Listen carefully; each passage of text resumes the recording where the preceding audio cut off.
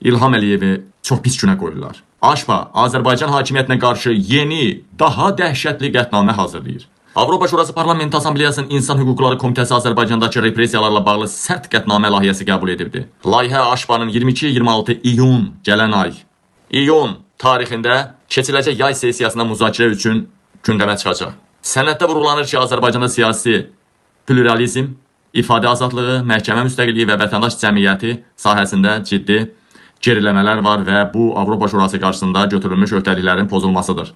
Müxalifət fəallara, jurnalistlərə, hüquq müdafiəçilərinə, vətəndaş cəmiyyəti nümayəndələri tez-tez cinayət qanunvericiliyindən siyasi təzyiq kimi istifadə olunmaqla həbs edilir. Bu xəbərlər son vaxtı qaçaqmalçılıq, vergi pozuntusu, qanunsuz sahibkarlıq, narkotik saxlama, xuliqanlıq, dövlət əleyhinə fəaliyyət kimi ithamlarla həyata keçirilir. Transmilli cinayətlər də öz yerində.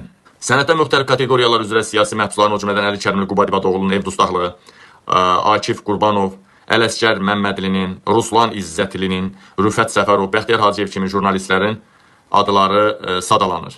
Sənəd Azərbaycan hakimiyyətinin siyasi repressiyalara və həbslərə son qoymağa, müstəqil medianın fəaliyyətinə imkan yaratmağa, hüquq müdafiəçilərinə qarşı təzyiqləri dayandırmağa çağırır.